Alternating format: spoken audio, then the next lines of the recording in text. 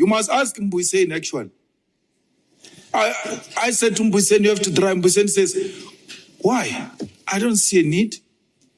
I can to find my way around and do all of those sorts of things. And Kerry, you are going to get in that taxi. You are going to find some crazy fanatic of Jacob Zuma who's going to press you at the back.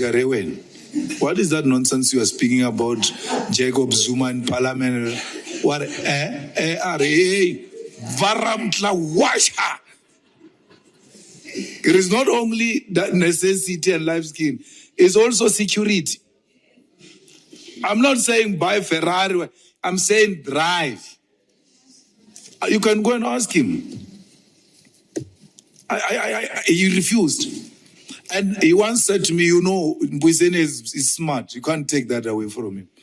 And he says to me, I can drive. I mean, if you just give me the theory of how you do this thing, I can drive.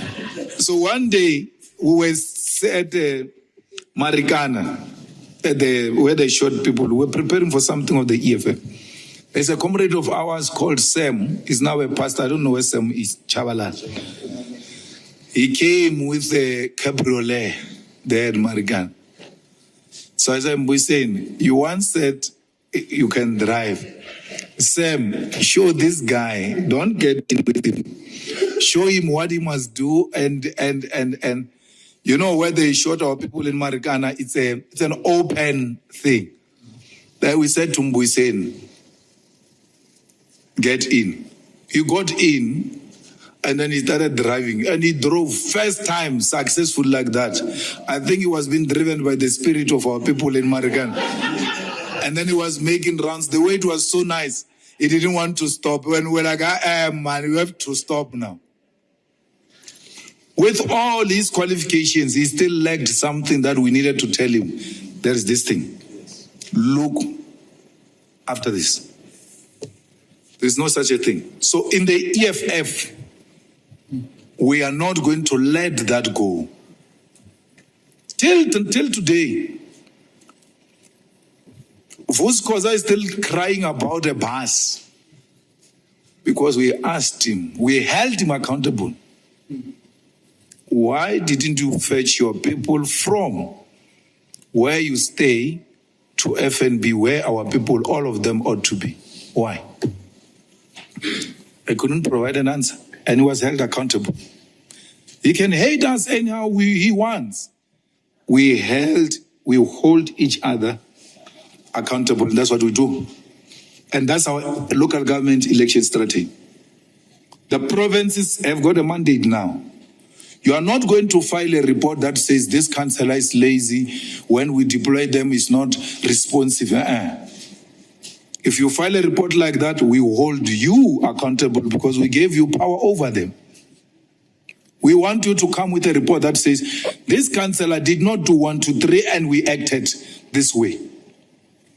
But everything else must be fair. I'm not related to Cat Matlala. Cat Matlala and my wife share a surname.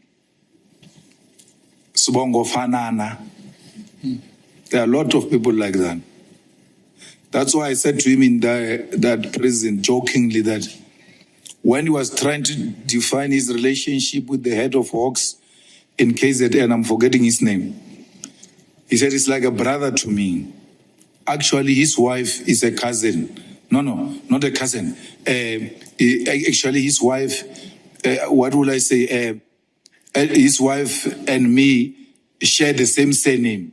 And I said to him, at the radio you're going to call me your cousin. And he said, yeah, you are my cousin. But I'm not. And my wife is not related to Cat Matlala.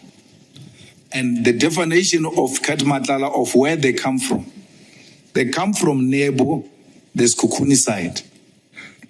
My wife's Matlalas don't come from Skukuni side. There are two Matlalas. They are the ones of Skukuni. They are the ones of Ramatlala.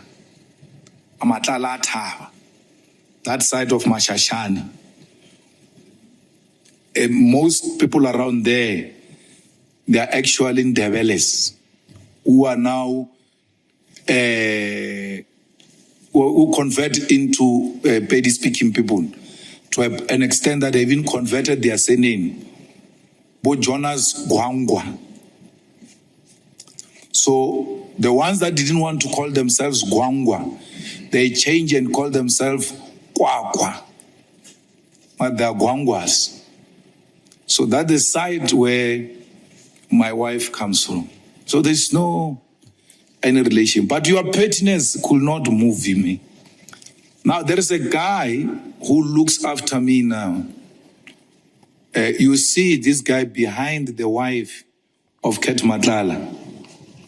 That picture you used and said Matlala's bodyguards or protectors were looking after Malema's wife, and you put the cat's wife with a bodyguard, and you say, that's my wife.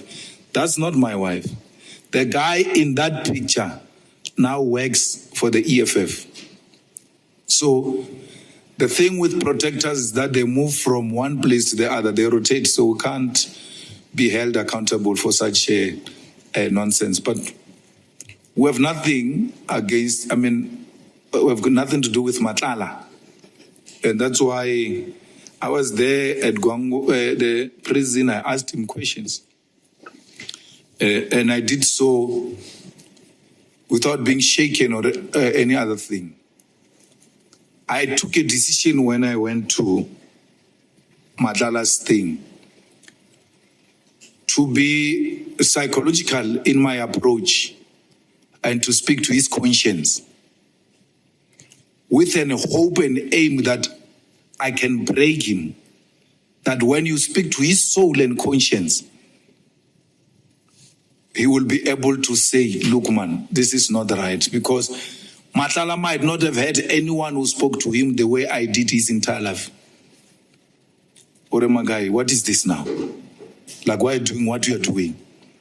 That's why I had to say to him, speak to Jerry's mom.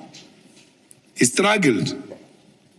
And he thought he's going to evade that thing. And I said, this is my time, it's not your time. You are going to speak to Jerry's mom.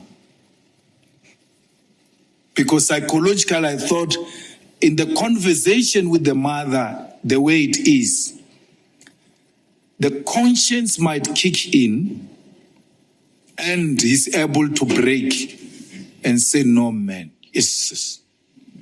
I have to just accept my wrongdoings.